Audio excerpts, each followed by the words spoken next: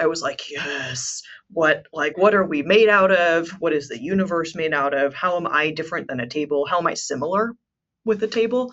Companies that are heavily investing in AI are looking at nuclear, which is amazing because I think it's had one of the worst PR marketing issues. Designing for accessibility means thinking about how do you make the world work? How do you make our societies work better for more and more people? Understand your target audience, understand what their needs are, understand what the friction points are, what their challenges are, what are they trying to do?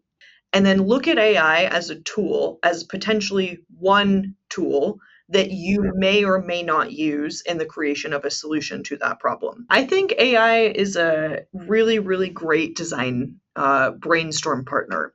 I don't necessarily want a business application to bring me joy. Jen, in like my personal life, I have the mouth of a sailor. When I talk to people about like what types of tasks and jobs should AI do, it's always those, the dull, dirty, dangerous, and difficult to scale jobs.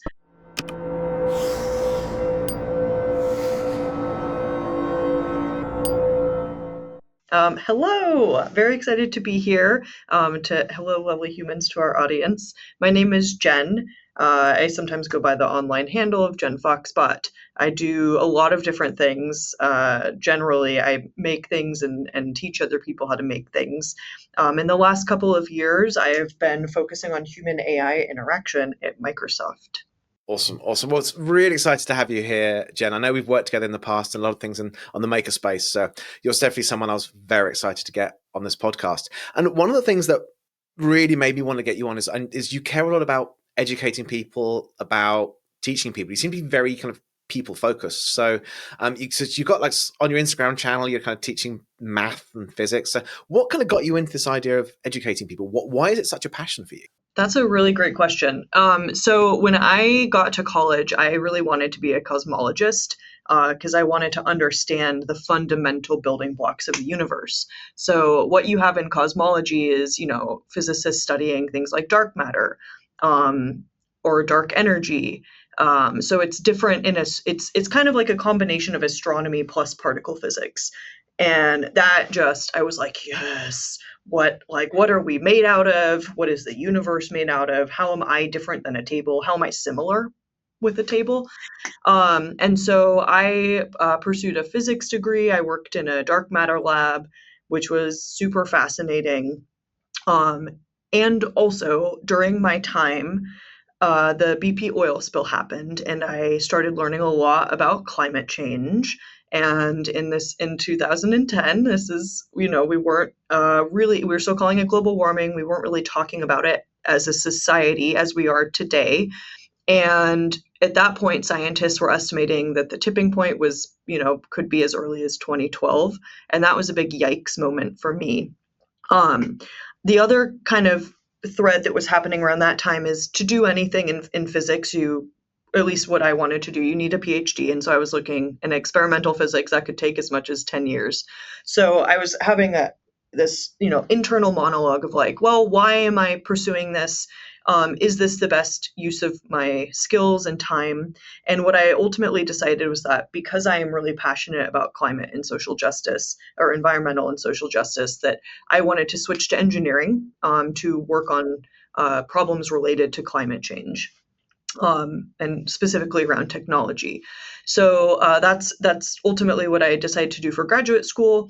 And as I was learning more about renewable energy technology, I realized that, the technology was being developed and we had a lot of solutions. And the biggest problem was not necessarily the technology that existed or didn't exist. It was an implementation problem.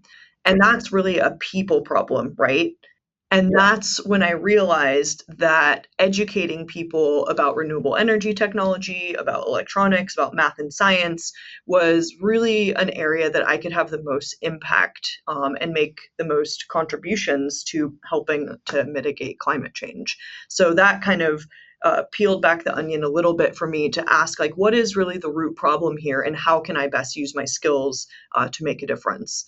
And so that's kind of what started me on the path of education, and I found that it's been really effective. Yeah, it's kind of just having that passion for a particular thing and then just realizing that the way to do it is, as you say, it is a people problem. We have enough money to solve climate change. We just need to convince people to do it. We have enough money to solve world hunger. We just need to convince people to do it. So, and a lot of that comes from just that grassroots movement of getting a lot of people to understand this, and then they then pressure the people who are in the position to allocate those funds. Exactly. Yep, totally. Yep.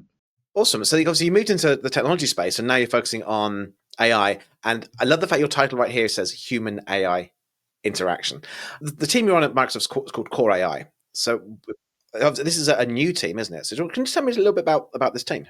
Yeah, totally. So Core AI focuses on the infrastructure, platforms, and tooling for folks to build AI software. We have the developer tooling like VS Code, Visual Studio, GitHub, as well as the platforms on which people build AI software. So that would be, the supercomputer. We have the parts of the cloud that run AI models for doing training and inferencing, and then we also have AI Foundry, which is a fairly straightforward way to deploy models, to go test those models, and to actually go and build out AI applications at scale. I think back to my time at Microsoft, it was like there was just one engineering team. Cloud and AI did all the things, but now it's kind of like AI is a separate team. It's like a separate big focus, building things. So a difficult question, if I may ask. Obviously, AI and concern about the climate are two kind of contradicting, in some ways, topics. We are potentially burning massive amounts of fossil fuels to power these AI models, but obviously there's also this rise of smaller models that we can run on device. I had Jennifer Marsman on the show a few weeks ago talk about 5.4. But yeah, talking about 5.4, great model. And I know you kind of dabbled a lot with these on-device models in the past. So kind of how do you think about AI from a perspective of someone who cares deeply about climate? What are your thoughts on, are we going in the right directions? What things are we going in the wrong directions? Yeah, 100%. I think at the end of the day, it's all computers, right? And so AI does take a lot of energy, and also the cloud takes a lot of energy, full stop. So it's interesting just because the demand for training AI models is what takes the most amount of energy. And then there's also inferencing. So inferencing is like when you chat to ChatGPT and you're like, hey, tell me this thing, and then it spits back an answer. That's called inferencing for folks that might not know. Training is the most energy intensive. Inferencing in general is going to take more energy than just doing a Google search. So there is a higher, in terms of the cost per clicky clicks on a computer, or queries, as we might say in a more like tech jargon. If you send a query to Google search, less energy versus sending a query to ChatGPT. So there is this question of, we are technically using more energy per interaction with the computer. Interestingly, that is forcing companies to rethink where their energy is coming from, because we just can't build enough coal-fired power plants fast enough.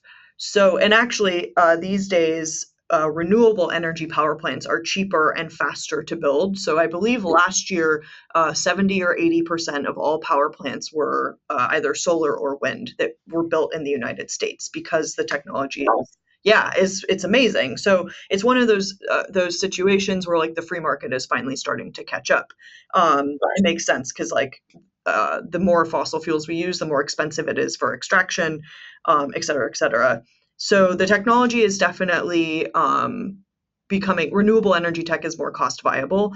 But what we're seeing is that companies that are heavily investing in AI are looking at nuclear, which is amazing, because I think it's had one of the worst PR marketing issues. As someone who did physics, there are some legitimate questions to ask about, waste, but there are companies that are able to now use the waste produced from a nuclear reactor to power new reactors, or to use it in other ways, so we're not just burying it. And so nuclear is a really, really fantastic option for powering data centers. And the challenge is that there's a lot of regulatory red tape. It can be very expensive to spin these up. And so companies like Microsoft and Amazon are looking at how do you make this process easier? How do you actually go and spin up a nuclear power plant to power your data centers? And Microsoft made headlines a few months back about how we are trying to restart the 3 Mile Island reactor, which I'm really excited about. Yeah, it's very kind of cool that we're doing that because, as you say, there's this big PR thing around nuclear power stations because when things go wrong, they appear to be bad. So nuclear power station blows up, and if it kills like 100 people, for example, that is terrible. However, the amount of people who die due to the pollution generated by coal-fired power stations is orders and orders of magnitude higher.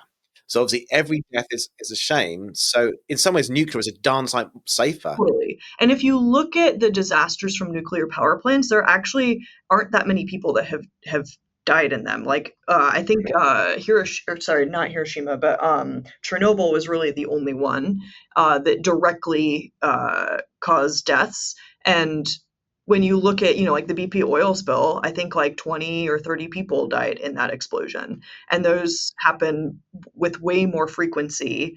If you look at the statistics related to nuclear power, it's actually incredibly safer than coal power plants. And that's not even including pollution, right? To your point. Yeah. And it's interesting because it reminds me of air, like flying versus driving. Like technically flying on an airplane is way safer than driving. But we have this concept of driving being safe, maybe because we feel like we're in control. And it's interesting when you look at the statistics where it's like if you get on a plane, you're much more likely to be okay than if you get in a car. But we're okay with getting in a car, just how there's this sentiment that like coal power plants are okay and safe and nuclear is dangerous and bad, but that's totally not the case. I guess with the car and the plane things, like it's more dangerous driving to the airport than it's getting on the plane. Totally. When a car crashes, you may kill maybe up to 3 or 4 people, but when a plane crashes, it's 3 or 400 people. And so although overall it's substantially less, I think it's the scale of the individual incident is the thing that scares us. And like flying is pretty wild. Like I get why people are scared, it's a wild thing that we do. So I think and this, really comes back to education. Like when I tell people about that, I've studied physics and stuff like that, I'll get some questions about like, oh, well, can cell phones cause cancer? And the answer is no, because the radiation, not all radiation is just a term for light. And cell phones use radio waves, which there are radio waves all over through, when I listen to KEXP, I'm using radio waves. When I set up Bluetooth, I'm using radio waves.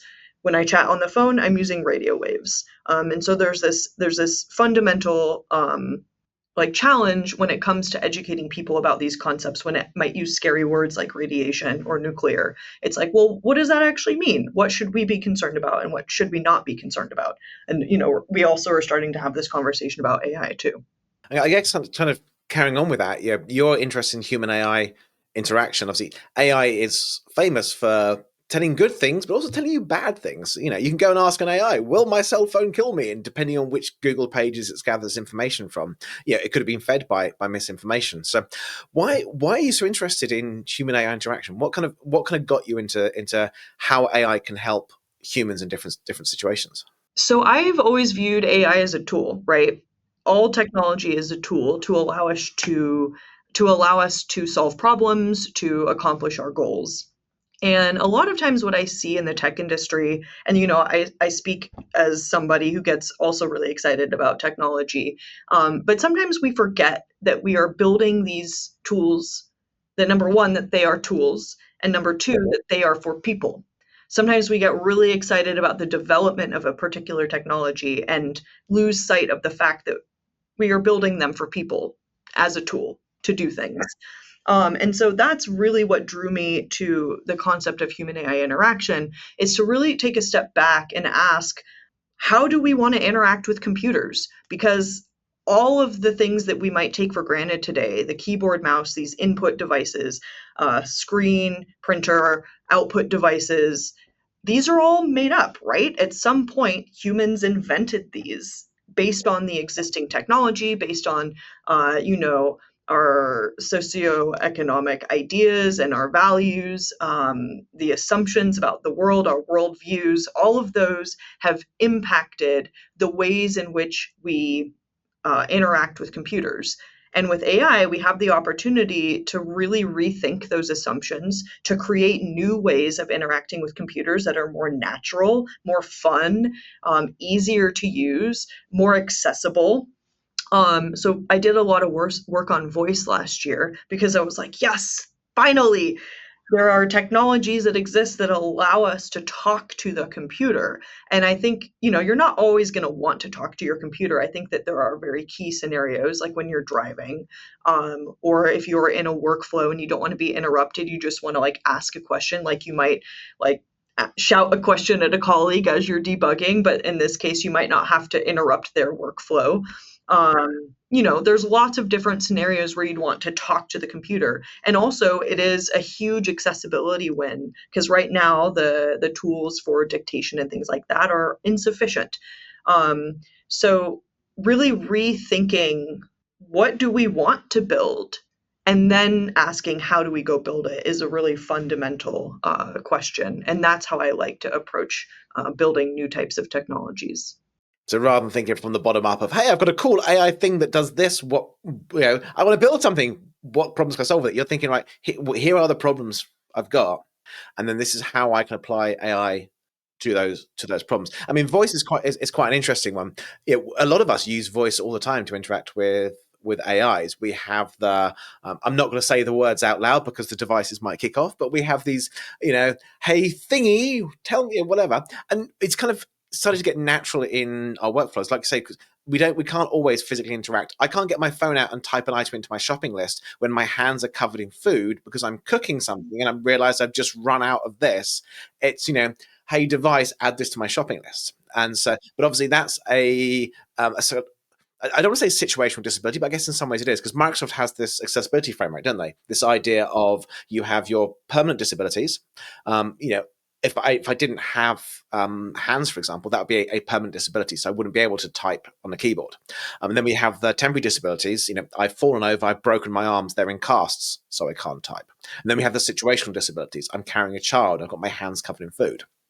And kind of it's, I guess, as you think about those different scenarios, and that with the fact we are all trending towards disability as we get older, we are all using accessibility devices like the glasses I'm wearing right now, or we lose a lot of the abilities that we have at a younger age. We're all trending towards those disabilities. If we think about how, from a human perspective, how AI can work with us, then we can build the right experiences for people. Yep, 100%. And I also really love, how designing for accessibility often benefits a lot of folks. A really good example is sidewalk cuts, which were originally designed for folks in wheelchairs, but turns out, parents or with strollers really like to use them. I use them all the time. If I can walk on the sidewalk cut versus like stepping down from the curb, that's really helpful. Bikers use or cyclists use them. It designing for accessibility means thinking about how do you make the world work? How do you make our societies work better for more and more people? How do you make them easier? And frictionless. And it turns out that when you come at it with that lens, it actually benefits a lot of people. Yeah, you think about voice control. That works for, say, all these different scenarios. But there are people who can't use voice control. There are people who, I just don't are non-verbal, and so we also have to have experiences that work for everyone. You can't just say the only interaction mechanism we're going to have is the keyboard, because that doesn't work for everyone. You can't say the only interaction mechanism is the voice, because that doesn't work. But then there are cases, you say, like the dropped curb. I can't think of any scenario where that is actually detrimental for those sidewalk cuts. I cannot think of any scenario that wouldn't be a good thing to have. So, I mean, obviously, you've talked about voice, but I know you've done a lot with AI for people with kind of disabilities. So, what kind of are some of the things that engineers should be thinking about? So, if I'm an AI engineer and I'm building an application, as you mentioned voice, but what other things should I be thinking about from a human centric perspective first, and then how AI can solve those problems? So I think the key that I've really been just hammering home is, what is the problem that you're solving? Number one, be really, really clear on what the problem you're solving for your users. And this is why I love the concept of design thinking, because that's where it starts from, right? Understand your target audience, understand what their needs are, understand what the friction points are, what their challenges are, what are they trying to do? And then look at AI as a tool, as potentially one tool that you may or may not use in the creation of a solution to that problem. And reframing it from that perspective rather than, hey, we have AI, let's shove it into everything, being more intentional about the design process from the get-go and making sure that we are actually solving real problems. That would be the number one thing. The second thing is to consider the fact that we have to build user trust with these systems, and we have to build it in a way that is appropriate, right? Because, AI makes stuff up or it hallucinates, is like kind of the common tech industry term for that. But even when you are using it as a search replacement and it might have citations, those citations might not be accurate. It might not be what you looked for. It might not ChatGPT or the AI that you the AI model that you're using. It might not even be referencing those citations accurately or appropriately. And very few people are going to check those citations because it's seen as oh, it has a citation, it must be accurate. It might not be. Um, so we have to make sure that we are building user trust in an appropriate way, that we are not misleading our users into thinking that the AI is accurate when it is not. Um, Building user trust, transparency, making sure that we are transparent about the system capabilities and its limitations. For example, when we have citations, how can we show the user, is there a confidence level, or a certain color that we might use to indicate to the user that this response is likely accurate or likely not accurate? Those types of things. How do we ensure that the user has control over the system? How do they change things like the voice? How do they change things like personality? How do they set preferences? Can they set their default interaction preference, voice first in these scenarios, or maybe text first in these scenarios?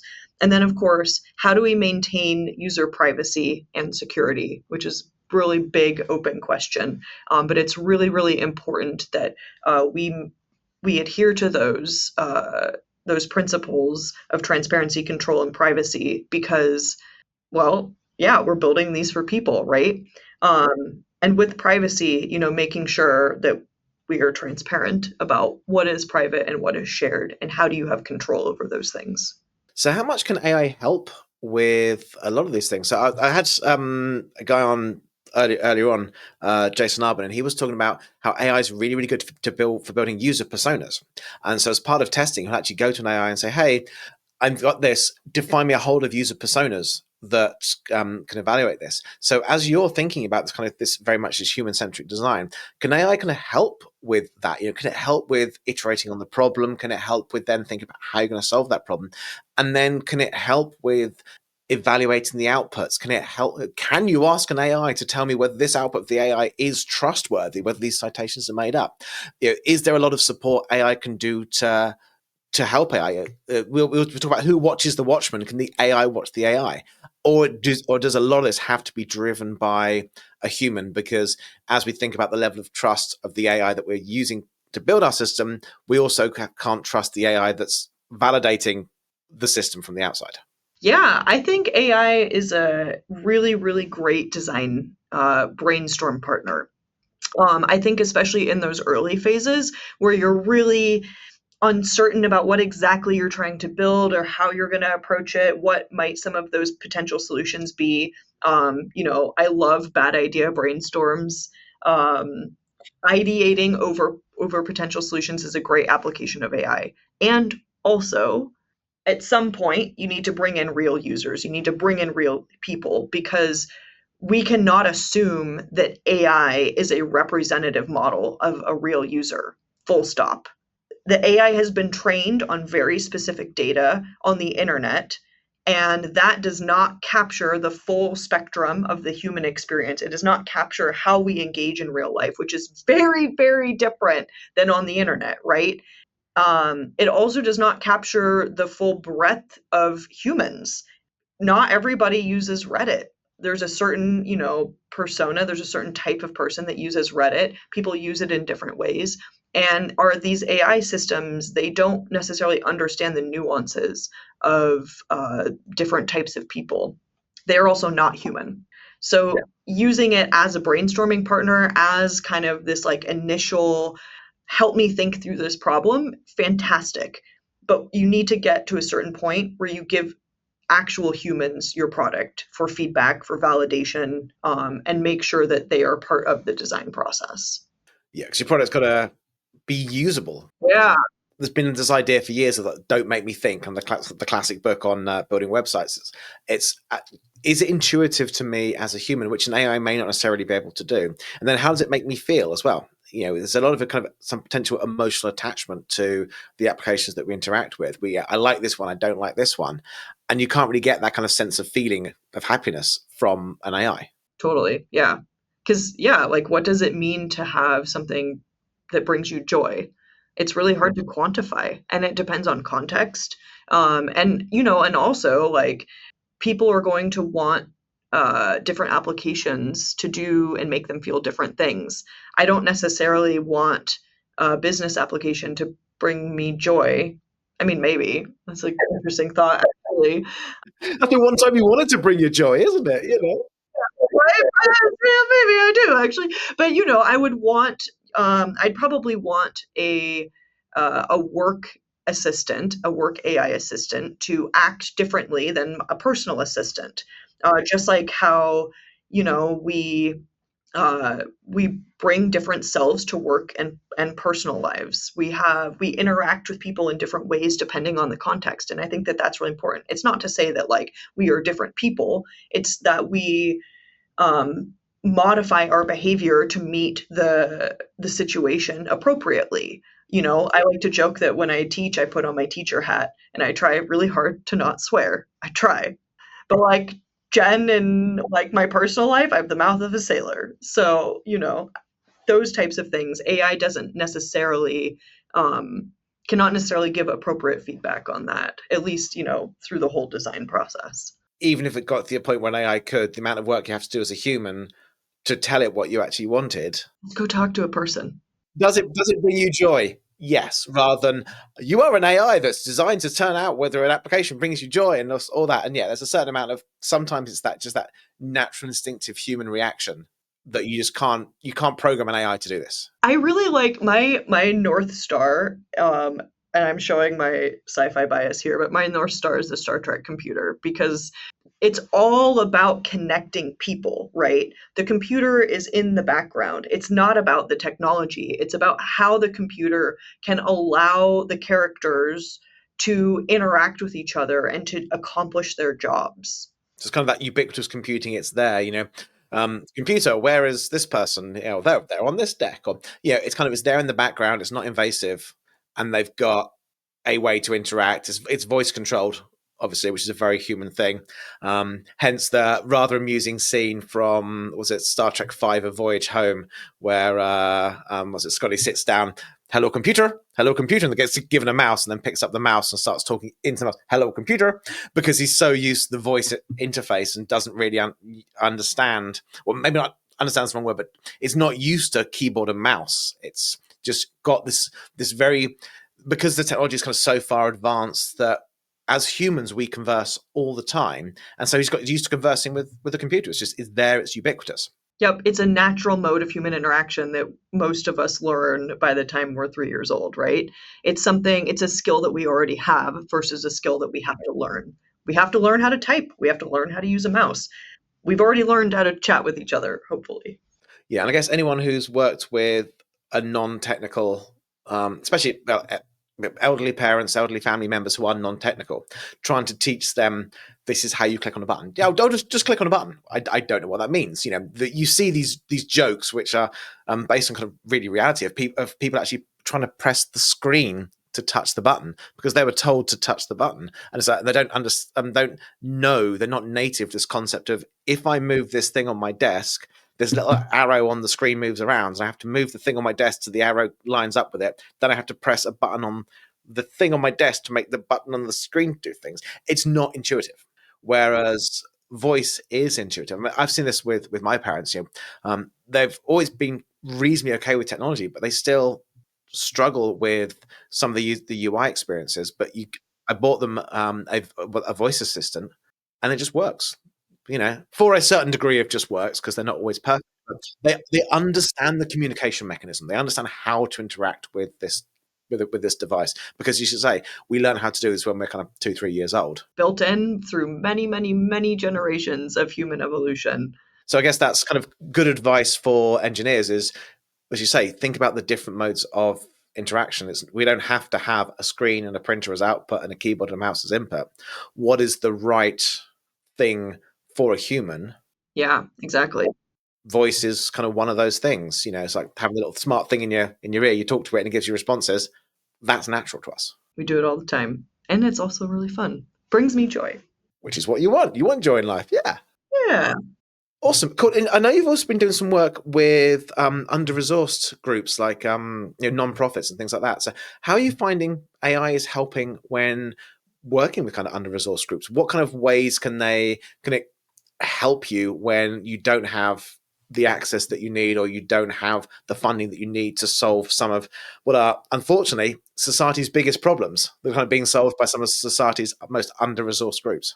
Yeah, totally. Well, I think it's really interesting to see how AI is being used to scale folks. So, like, one of my friends is a special ed teacher, and she has a dozen students in her class that are all different reading levels. And so she actually uses AI to take her lesson plan and modify it for the different reading levels so that she can now individualize the lesson plan for each of her students. Whereas before, she did not have the time to do that. And so I think that's a really, really wonderful application of how AI and its capabilities and limitations can be used to improve the learning experience, to improve also, she's able to do this. And so she feels much better about her job. She's able to deliver a better experience for her students. And it doesn't, it takes her 5 to 10 minutes. So it doesn't add all this extra time on top of her workload. So I think, thinking about how we can use it to scale ourselves is really, really helpful. Another thing that's really fantastic is that it's a really good thought partner in helping you prepare for jobs. So one thing that I've demonstrated is how you can use AI assistants like ChatGPT to review your resume and give you feedback on it. To look at a job description and say, hey, like, what are some of the things that I should keep in mind if I'm applying for this job? Or can you help me prepare for an interview? Being able to practice with an entity that's going to give you, just raw feedback, hopefully unbiased feedback in the sense that, like, it doesn't like care about you, so it'll just be honest with you, honest in quotes.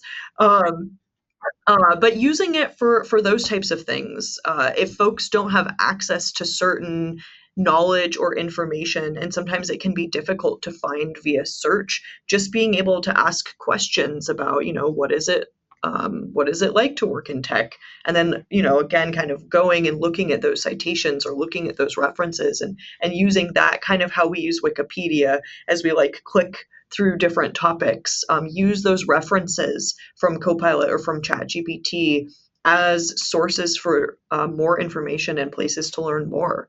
I also think that it is totally reasonable to use these tools as a starting point. It's really difficult sometimes if you're like, I have to write a paper. I have a blank sheet. How do I get over that? So not saying that like you should use it to write your whole paper, but you can use it as a brainstorming partner. You can use it to help you get started.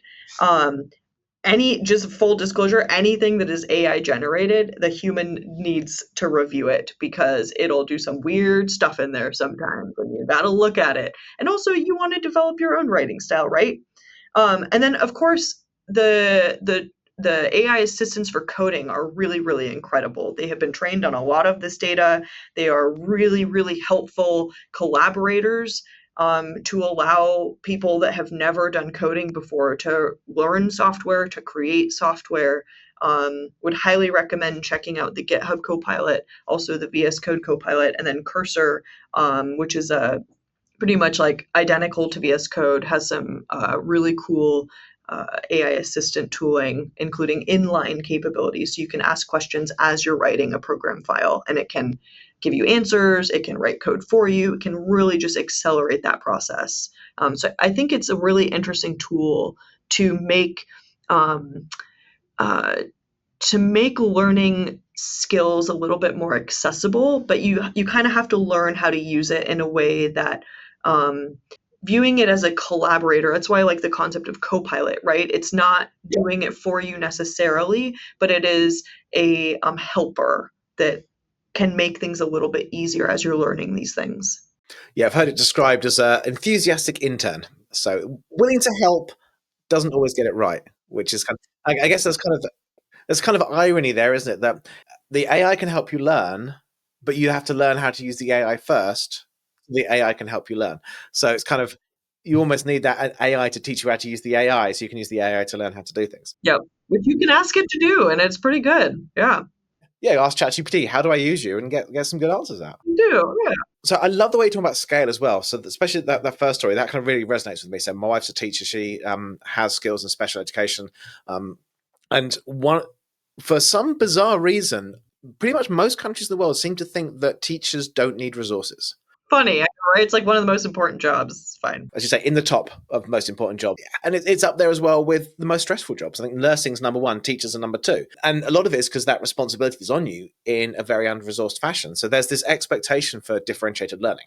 Yeah, in a classroom of gen ed kids, you've got some kids who learn better by reading, some who learn better from videos, some who learn better from hands-on. And as a teacher, you've got to divide that up. But then when you think about the special education kids, you end up with, as you say, a classroom with a whole lot of different kids who they may be the same age, but their reading levels are so varied. And so it's not just a case of you've got a bunch of fourth graders who are all at the same level, but they just need different ways to learn it. It's you've got a bunch of kids who are everything from reading zero ability to read up until high functioning autistic kids who are reading at a much higher level. There's one teacher who's got to scale these lesson plans to everybody. Now, ideally, you should have 4 or 5 teachers in the room, but we don't have money for that. We seem to have money for other things, but not for that. But how do you help? So this is kind of helping that teacher. It's that idea that it's not cheating. You cannot replace that teacher with an AI. You fundamentally cannot do it. You need, yeah, you need that human. Those social emotional learning is important. Those social skills are important. That human to understand and interact is so important. But that human, as you say, needs to create 6 different lesson plans. The ability to go into an AI and say, I've got this lesson plan. Please, can you rewrite this for someone who reads at a first grade level? Please, can you rewrite this for someone who reads at a second grade level, a third grade level? And then it's just the review that has to be done. Obviously, I say just, that has to be done. It's important. It's not a just thing. It's a lot of work. But you haven't had to rewrite that same lesson plan multiple times. So it's cutting down your workload. So it's augmenting the human. It's really kind of still that human is the core thing. And then we just augment that human by taking away what is in some ways the drudge work. Yep, exactly. And when I talk to people about like what types of tasks and jobs should AI do, it's always those, the dull, dirty, dangerous, and difficult to scale jobs that we should be handing over to AI tools, to robots. And my whole thing is like, what have humans evolved to do? What have humans evolved to be? We're caretakers.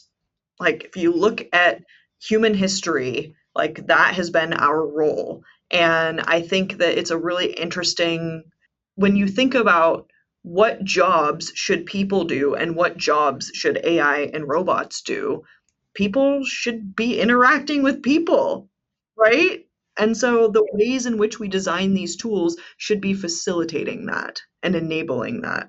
I mean, there was a great quote, and I cannot remember the name of the woman who came up with this, so I do apologize for not crediting her correctly. But she said, "I don't want an AI to create art and literature so I can do the dishes and the laundry. I want an AI to do the dishes and laundry so I can create music and literature." I think that's kind of aligns with what you're saying. Yeah, I don't want to do laundry. I want to press a button, have the laundry just done, but I want to spend time with humans. So, my wife loves being a teacher because she's helping children grow. She's seeing what they can achieve, seeing their learning, watching that kind of click of understanding, seeing them how they change as a human over a year.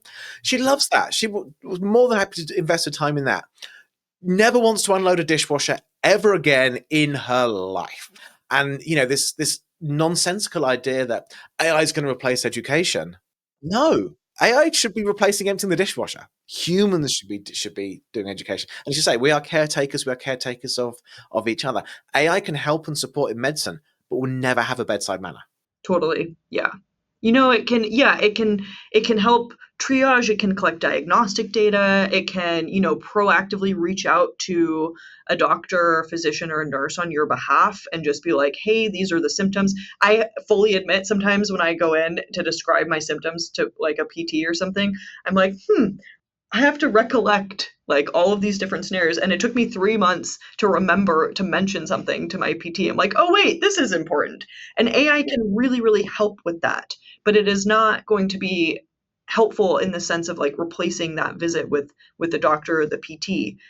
It can help provide reminders. It can help us keep on track. It can be, motivators.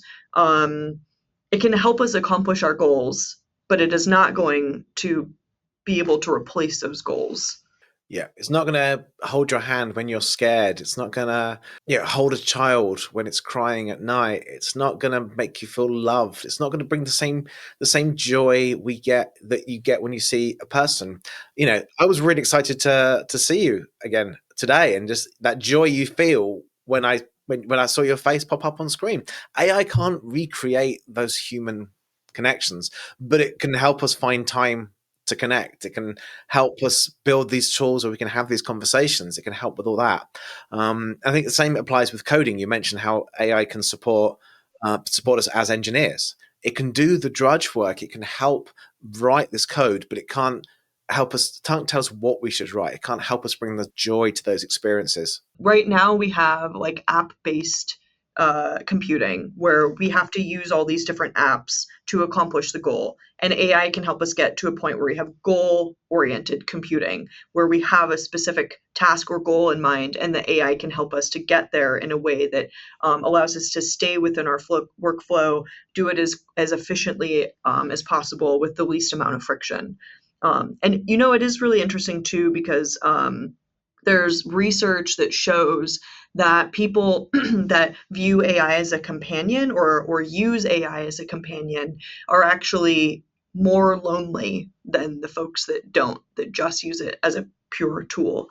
And because people, I think that there's a little bit of an argument to be made that like it can be a helpful tool when you're navigating difficult discussions, just like a journal is a helpful tool. But it is not a replacement. And we want to make sure that we design these systems in a way that encourages and enables human interaction. Yes, I had someone on the show the other week who builds these social robots. David Packman used to work for Microsoft, built these lovely social robots, and he was saying there's situations where you can't talk to a human. So a good situation would be you've been out with a friend, and there's been some friction there, and you want to just complain about it, you want to unload about it. You may not necessarily want to complain to that friend or another friend. Kind of I've seen situations where one friend complains to another friend and it feels like squabbling teenagers in some ways. So sometimes you just want to come home and say, I had a terrible night out with this person, really did not enjoy it. But you don't want to vent necessarily to a human. It's in that case, an AI can be really helpful. Yep, you're asking people to do emotional labor. Yeah.